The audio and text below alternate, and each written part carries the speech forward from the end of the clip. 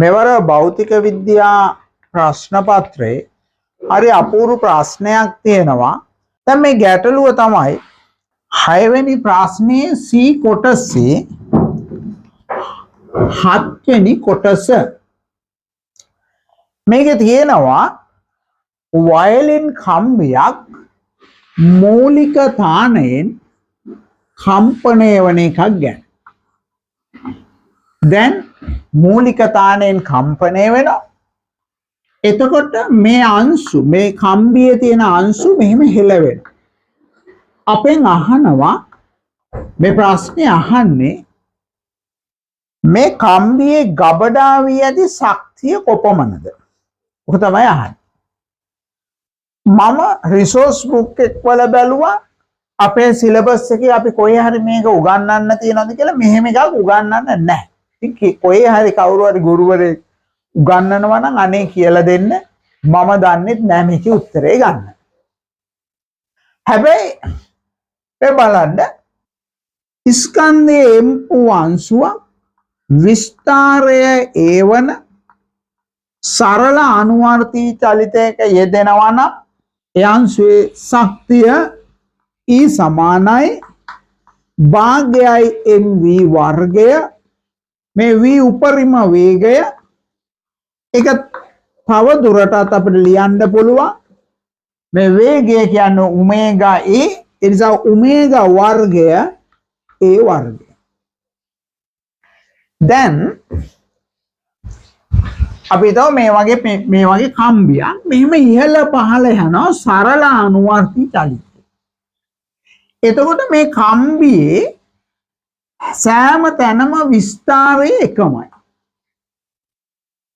එතකොට මේ කම්බියේ විස්තරය එකම නම් දැන් මේ කම්බියේ ශක්තිය අපෙන් ඇහුවොත් අපිට ලියන්න පුළුවන් මේ කම්බියත් අපි ගත්තොත් මේ වගේ ස්කන්ධ ගොඩකින් හැදිලා තියෙනවා.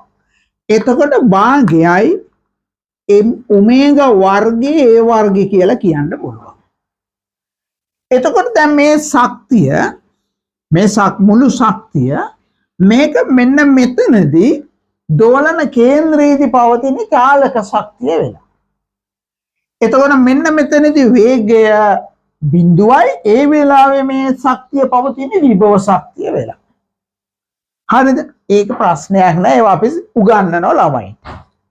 එතකොට ඒ ඉගැන්වීම අනුව මේකත් මේම හිතන්න පුළුවන් මේ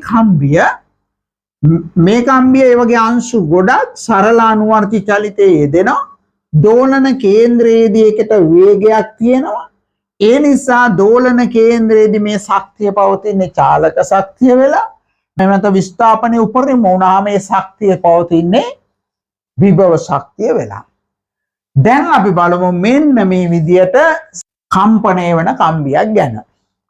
එතකොට මේ කම්බිය මේ වගේ අංශු ගොඩකට වෙන් කළොත් මෙන්න මේ මැද තියෙන අංශු මෙන්න මේ උපරිම විස්තරය ඇතුව කම්පණය වෙනවා.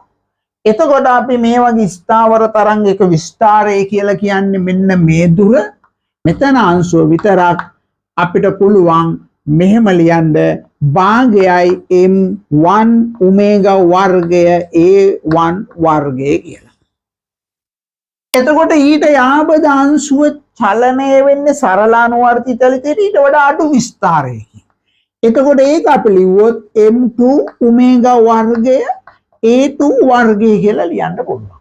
මොකද එතන විස්තරය වෙනස්.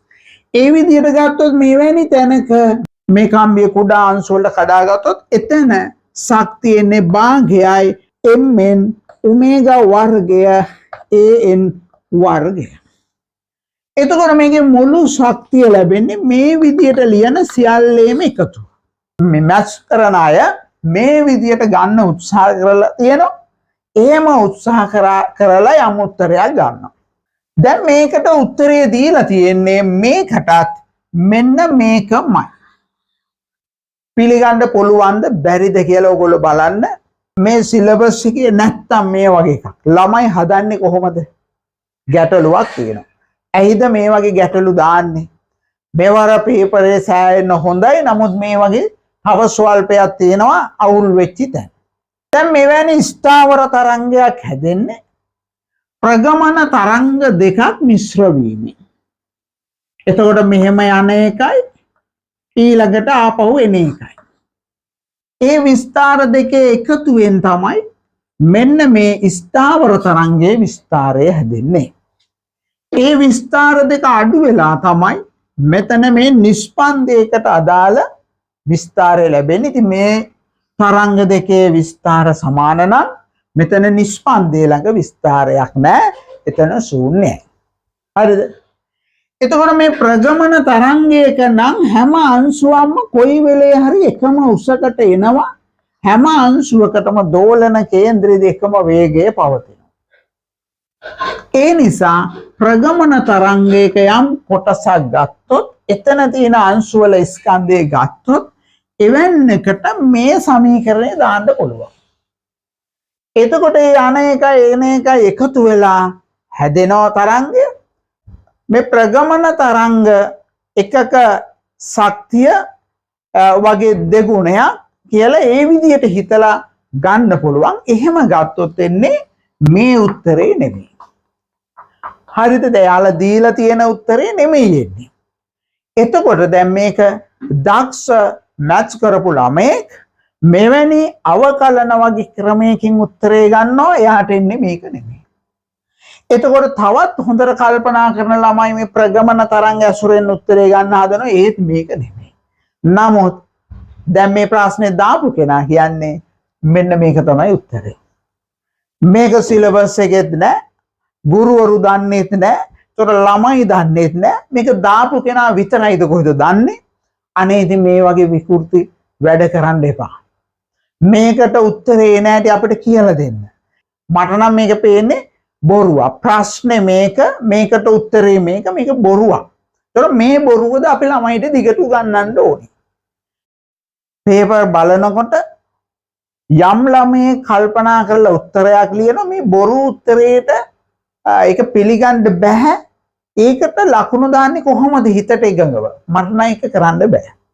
ඉතින් මම මේ ප්‍රශ්නය විභාග කොමසාරිස් තුමියට අධ්‍යාපන ඇමතිතුමියට දන්වන්න බලාපොරොත්තු වෙනවා. මේ වගේ ඒවා දැන් අඩු ඉස්සර විකෘති ප්‍රශ්න ගොඩයි. නමුත් දැන් මෙහෙමත් අඩු කරගන්න පුළුවන් වුණොත් හොඳයි. අඩුම තරමින් මෙන්න මේ කම්බිය සෑම තැනකම එකම විස්තරය ඇති කම්බියක් ලෙස සලකන්න කියලා කිව්වනම් ඔන්න කමක් නැහැ, සාධාරණයි. එතකොට එහෙම හරි උත්තරයක් ගන්න පුළුවන්. ඉතින් මේ අපේ රටේ ගුරුවරුන්ටත් උගන්වන්න ඉන්න මේ මහාචාර්යවරු මේ වගේ පිළිගන්න බැරි කතන්දර දැම්මහම අනේ මොකද වෙන්නේ භෞතික විද්‍යාවට? හපොයි අපේ ළමයින්ට වෙන දේ. ඉතින් මම ඉල්ලා සිටින්නේ මේ ගැටලුවට සාධාරණ විසඳුමක් ලබා දෙන්න.